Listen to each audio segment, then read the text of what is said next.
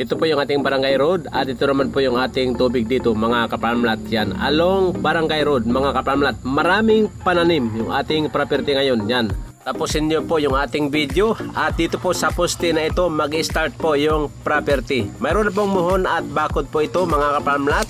At ito po yung puno ng mangga. Dito po mag-start at ito naman po yung ating electricity. Yan. Good morning friends, good morning Philippines. Sa mga bago po sa ating YouTube channel, para hindi kayo huli sa ating mga videos ay wag ho nating kalimutan na mag-subscribe. At sa ating Facebook page ay wag ho nating kalimutan na mag-follow. Yan. Ngayon mga kaparmlat ay naririto tayo sa north part nitong property. Yan, tapusin po nyo para makita nyo yung mga pananim po dito. Yan, oh. Maraming niyog at yan, halos 90% flat na flat po yung property. Okay? Yan, kompleto naman po. May source ng tubig. Ay, nakita nyo kanina yung tubo. May supply ng tubig. Ibig ko sabihin mga kaparmlat, mayroon pong electricity, naka-frontage sa barangay road at saka po may signal po yung ating cellphone. Yan, para po malaman nyo po yung detalye nito. You're watching Realty Philippines TV. Please don't forget to subscribe. Ang total area po nito ay 10,800 square meters lamang. Yan, ito po ay clean title mga kaparmlat.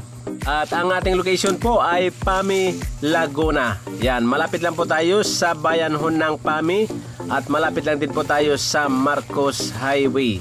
Mula po dito hanggang dyan po sa Marcos Highway ay nasa 3.5 kilometers lamang yung ating distansya. Yan mga kaparmlat. Yan, yung maganda dito mga kaparmlat, marami pong mga niyog na maliliit pa lang yan. Oh. Yan, pag namatay po yung mga malalaki ay meron na pong kasunod mga kaparmlat dahil mahirap po maghintay ng ilang panahon para po mapapakinabangan natin yung niyog yan. Napakaganda dahil yan po yung ginawa ng may-ari. Yan, nag-prepare agad siya ng niyog na kasunod po ng mga matataas na yan. Oh. Yan po. Yan yung adbentahe ng mga matataas na niyog. Napakaraming bunga kumpara po sa dwarf mga kaparmlat. Yan, may senyorita na saging, Mr. Apple, may durian tayo nakita, lansones, rambutan, at iba't iba pang mga pananim. Yan, may langka pa po mga kaparmlat. Ganun po kaganda. Halos 90% yung plat po nito mga kaparmlat. Naka-frontage sa barangay road. 50 meters yung aking tansya kanina, doon mula sa poste kanina hanggang doon sa kabila kanina mga kaparmlat. Yan, nakapasok po ang mga sasakyan gaya po ng Multiga basta 4x4. Okay? Ganun po kaganda yung ating property. At ang ating distansya po mula dito hanggang dyan sa Marcos Highway ay estimated po mga 3.5 kilometers lamang. Yan. Ang ating location po ay Pami, Laguna. Yan. May source po ng tubig gaya po ng nakita nyo kanina. Mayroon po tayong spring na malapit lang dito sa property at pwede ho kayo magdugtong doon ng inyong pagkuhanan ng pandilig at saka po inumin at pangkusina. Yan. Ganun po kaganda mga kaparmlat. Tingnan po nyo. Yan. Kitang-kita naman po sa itsura po nito. Okay?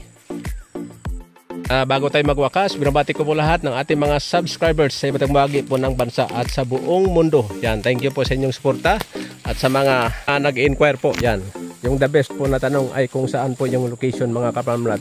Yan, wala pa pong naging totoo. Kung tinatanong po yung address mga kaparmlat, yung eksaktong address. Yan, dahil po nahiya ay hindi po tinanong yung house number po ng may-ari mga kaparmlat. Ganun po. Kaya po, wag na po itanong yung eksaktong location mga kaparmlat. Kaya ho, sa mga buyer po natin dyan na interesado, mag-text lamang kayo dyan sa mga cellphone numbers na naka-plus sa ating screen. Yan o, napakaganda po ng property mga kaparmlat. Ito po ay along Barangay Road. Yan. Mapa po to yung lugar na ito mga kaparmlat. Tingnan po nyo. 90% yung kanyang flat. Okay? At marami pong mga aniyog dito na pwede na po tanggalin kung hindi na po nagbubunga. Pwede na po gawin nating lumber, coco lumber. Kaya po dual purpose mga kaparmlat, kasama pa po yung lugar na ito. Yan, meron na pong bakod po yan, barbed wire, nakaikot na po o nakapalibot na po yung kanyang bakod. Yan o, tingnan nyo, bagong gawa lang po yan.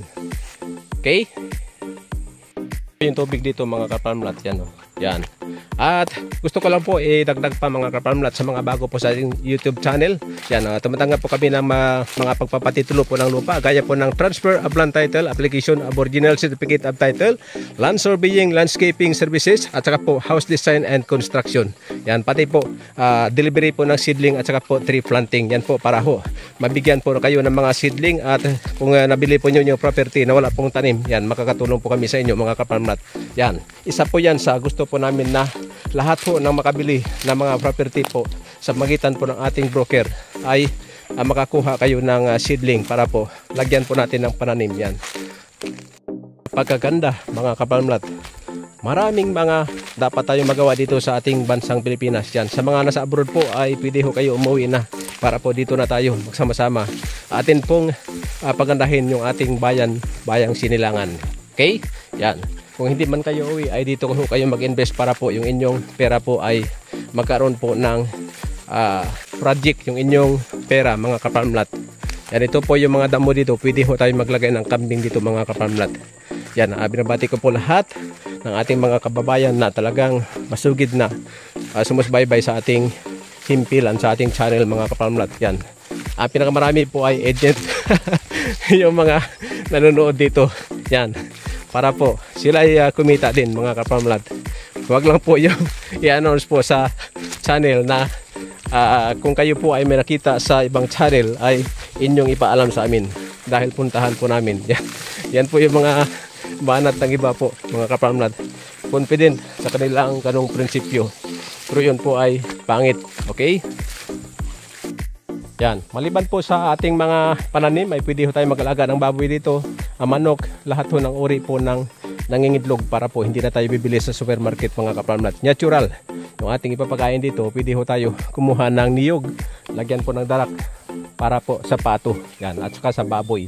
Ganun po yung mga natural na pagkain po ng baboy sa probinsya. Kaya po kakaiba kumpara po sa mga commercialized na mga baboy mga kaparmlat. Yan, ganun po kaganda yung ating property. Napakasariwang hangin at malayo po tayo sa highway. Yan, kumbaga hindi po tayo exposed sa usok at saka po sa ingay ng sasakyan.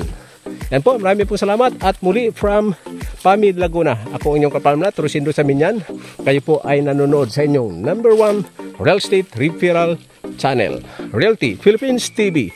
Mabuhay tayong mga Pilipino.